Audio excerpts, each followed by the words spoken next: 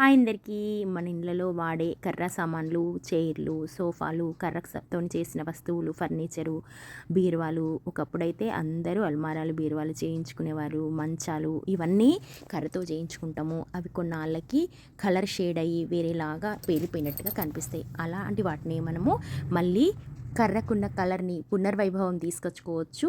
ఎలా చేయాలంటే కొంచెము క్లాత్ తీసుకొని ఆ క్లాత్లో మనము వంట నూనె కానీ లేదంటే కోకోనట్ ఆయిల్ కానీ ఆ క్లాత్ డిప్ చేసి అందులో ఆయిల్ క్లాత్ కంటుకున్న తర్వాత ఆ కర్రకి మెల్లిగా అంతా ఈవెన్గా రాస్తూ ఉండాలి. ఇలా చేస్తే అయితే కర్ర చాలా బాగా కనిపిస్తుంది. దానిపైన ఉన్న పేలిపోయిన మరకలన్నీ పోయి మళ్ళీ అందంగా మళ్ళీ దాని పాత స్టైల్ కొత్తగా చేయించినప్పుడున్న స్టైలు కొంతవరకు అయితే వస్తుంది.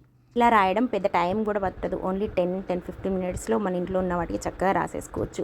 చాలా బాగా అనిపిస్తున్నాయి. నేను రాసిన తర్వాత నాకు చాలా మంచిగా కూడా అనిపించినాయి. అన్ని కొత్త వాటిలాగా అయిపోయినాయి ఫీల్ అయితే అనిపించింది. కొన్ని ప్రయోజనాలు అయితే ఉన్నాయి. అది చెక్క డ్రై అవ్వకుండా ఉంటుంది. దానిలో చిట్లిపోతూ ఉంటుంది కదా, అక్కడక్కడ విరిగిపోయినట్టు అవుతుంది కదా, అట్లాంటిది అయితే బ్రేక్ అవ్వకుండా ఉంటుంది.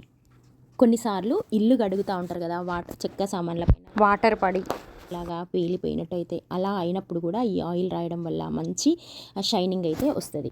ఆయిల్ రాయడం వల్ల నీరు తొందరగా పీల్చుకోదు. కర్ర ఎక్కువ కాలం మన్నికగా ఉంటాయి సామాన్లు.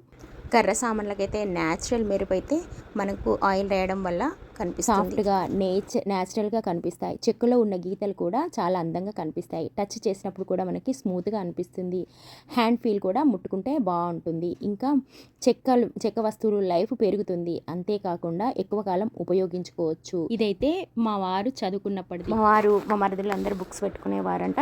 తర్వాత మా పిల్లలు కూడా పెట్టుకున్నారు. అది చాలా ఓల్డ్గా అయిపోయింది. ఆయిల్ రాయడం వల్ల కొంచెం అయితే బాగా అనిపించింది. ఇంకో 1 or 2 టైమ్స్ రాస్తే ఇంకా బాగుతుందని నేను అనుకుంటున్నా. ఈ టిప్ అయితే అందరికీ యూజ్ అవుతుంది. మనకి పాత వాళ్ళవి, మన అమ్మ వాళ్ళవి చాలా నాళ్ళవి మనకి చాలా మెమొరీస్ ఉంటాయి కర్ర వాటితోని. ఒకప్పుడు కర్ర సామాన్ లేకపోతే ఏం చేయాలి కదా, అవన్నీ మిస్ కాకుండా వాటిని జాగ్రత్తగా ఇలా ఆయిల్ రాసి అయితే బాగా చేసుకోవచ్చు. ఇది చాలా నాళ్ళది, 60 yearsది. ఇది కర్ర సామాన్లకి ఆయిల్ రాయడం వల్ల అయితే వాటికి మంచి లైఫ్ ఉంటుంది. విరిగిపోకుండా ఉంటుంది. మంచి షైనింగ్తో ఉంటుంది. ఈ సమ్మర్లో చక్కగా పిల్లలకి ఆయిల్ ఇచ్చి క్లాత్ ఇచ్చి రాయమనండి. ఏమన్నా ఉంటే చక్కగా రాస్తారు. వాళ్ళు మంచిగా ఎంజాయ్ చేస్తారు. Thank you for watching.